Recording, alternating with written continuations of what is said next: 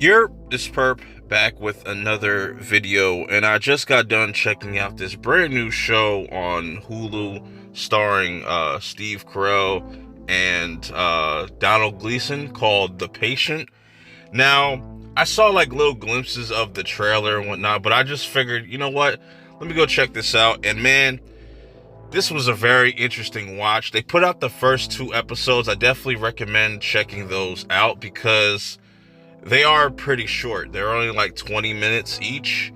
You know what I'm saying? And I like that. You know what I'm saying? Even though I feel like watching both of these episodes back to back, you could have combined these two episodes into one. But I see why they structure it the way that they do. I'm not sure if this is a mini series or this is going to be a thing that is going to continue past a first season.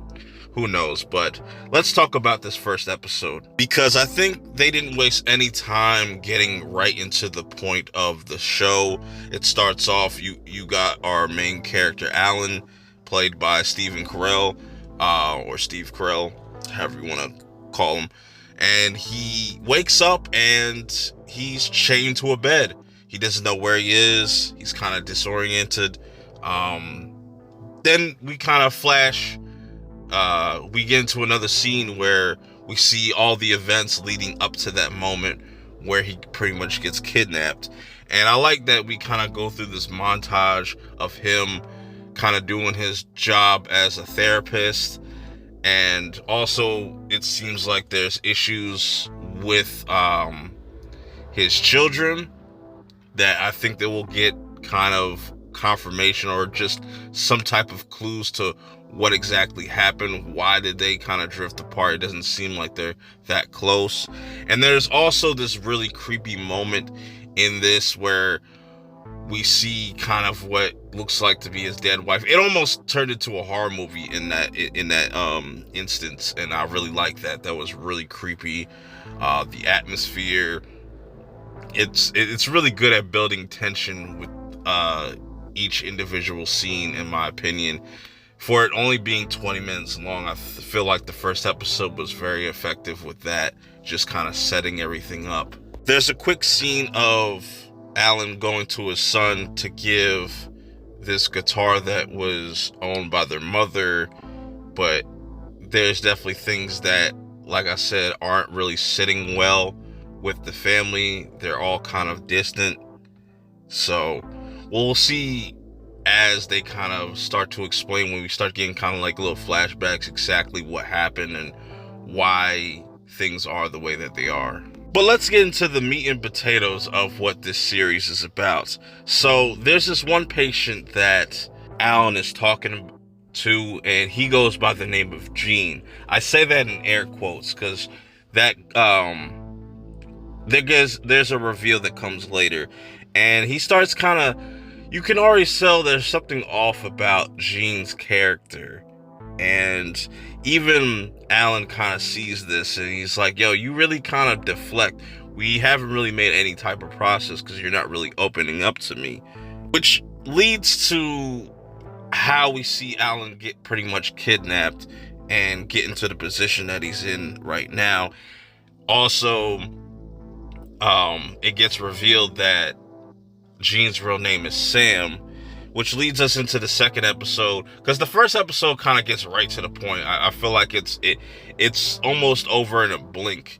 This kind of takes more of its time to kind of build its characters and kind of give you more explanation on who Sam is as a character. And he's the serial killer that gets revealed, and you know, it's a crazy kind of predicament that Alan is in right now. And I like that that Sam kind of breaks down exactly who he is, and he tells Alan that, look, I'm this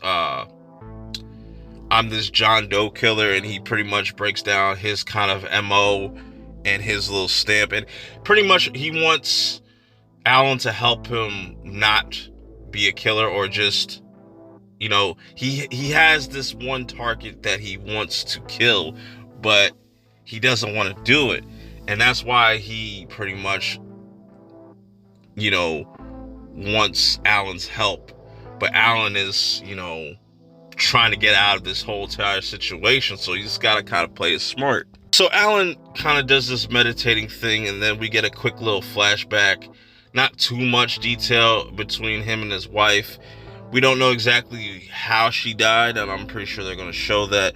But it seemed like he was kind of different, and ever since she kind of passed, everything's kind of changed with him and his family, which that's another intriguing part in all of this.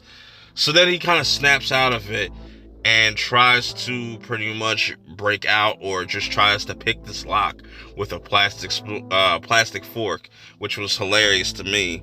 Then after that kind of pretty much fails, there's this weird noise that's coming from upstairs, because at this time, Sam's out doing whatever he's doing, but there's still somebody in this house, and it's really eerie, really eerie.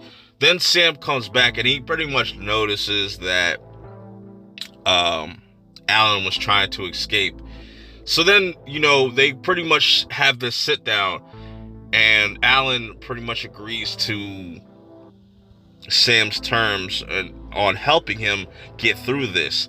But in return, Sam can't kill nobody, and he can't bring any harm to Alan himself, which was a smart move on Alan's part. So he goes into his little meditation thing. We get a little bit more backstory, and he has this little family dinner, but obviously the mom isn't really feeling something, or is feeling some type of way because the son is kind of rebelling. I don't know. I need more with that. I don't know what's going on with the mom and the son, and why they're kind of distant. Or maybe it's because the girl that he's dating isn't Jewish, maybe. And there's a heavy theme of just the Jewish religion throughout this whole, well, at least for the first 2 episodes, and I think that's gonna be a theme that continues throughout this series. I don't know, but I want to get more on that, as far as why everybody's kind of separate. It seemed like it happened before the mom's death. We get a scene of Sam pretty much breaking down exactly his issue, that 4 months ago he's been obsessed with this guy at this restaurant that he wants to kill, but is for some odd reason hesitant. I don't know why, but you know what I'm saying? I like Donald Gleason as this character. He's very, not so much like Norman Bates, but there's just something completely off about him.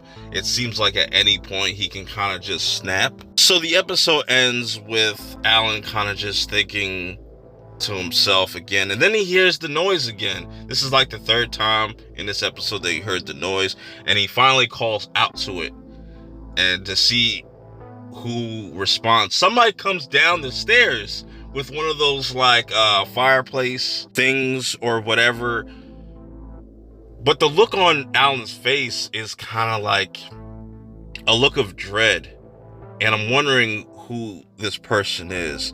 I really enjoyed these first 2 episodes, and I really enjoyed the pacing and the intrigue. Like, we have a lot going on with Alan's character, and I want to kind of get more of his backstory. We don't know a lot about Sam, but we just know that he's a serial killer, and just how is Alan going to get himself out of this whole entire situation? You know what I'm saying? If you've seen these first 2 episodes, let me know your thoughts in the comments below. Also, do not forget to hit that like button, because that'll let me know that you want to see more of this content. Also, consider subscribing if you're brand new. I got tons of content to come for the rest of the year and beyond, so you don't want to miss out on any of that. Till next time, I'll see y'all in the next one. Peace.